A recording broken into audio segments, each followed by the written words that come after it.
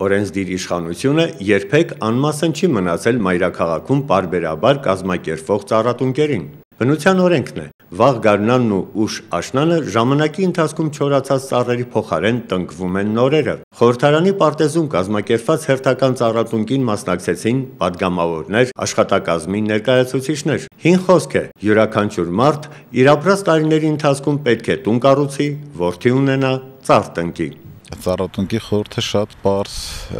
եւ բոլորի համար կարծում եմ հասկանալի է, դա նոր կյանք է եւ կյանքի շարունակություն է։ Դրա համար է նաեւ որ ինձ համար որպես նաեւ սկզբունք, երբ որ որդիս արդեն 2 տարեկան էր, մենք Սպիտակում մեր հայրական օջախում մի քանի ծառ ենք տնկել եւ ամեն տարի գնում ենք եւ խնամում ենք։ Ազգային ժողովի աշխատակազմի ղեկավար Հրայր Թովմասյանի համար ծառատունկը նաև բնության զարթոնքի եւ շարունակականության խորհրդանիշն է։ Ես ունեմ քաղաքում 2 տնկած ծառ, եւ որոնք չասեմ իմ ամենօրյա, բայց ամեն շաբաթյա խնամքի ուշադրության տակ են գտնվում։ Հուսով եմ, որ այս ծառն էլ նրանցից մեկը կլինի եւ պատկերացրեք, որ ամեն մեկը մենք ամեն մի հայ, ամեն մի Հայաստանի քաղաքացի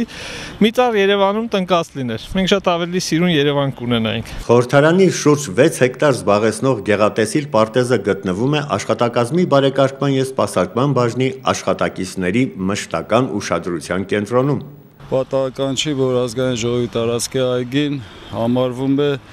Երևանի երևի թե ամենահաճելի այգիներից մեկը։ Ծառը կանաչ գույնը կյանքի խորհրդանիշն է։ Ես ցանկանում եմ մեր ժողովրդին կանաչ ճանապարհ։ Այս ծառը որ տնկել ենք, մենք օրացույց կսահմանենք մեր վարչությունում եւ յուրաքանչյուր աշխատող իր աշխատանքային գործունեության ընթացքում որոշակի ներդրում կունենա նաեւ այս ծառի հետագա աճելու գործընթացին, որ մի 30-40 տարի հետո տվյալ ծառը լինի մյուս այս բարձր ծառերի պես եւ բոլորը ասեն, որ ազգային ժողովի աշխատակազմի իրավաբանական վարչության ծառն է։ Որպես վերջաբան, մեր պարտեզի ծառերի թիվն ավելացավ թխկենու եւ հացենու 30 նոր տնկիներով։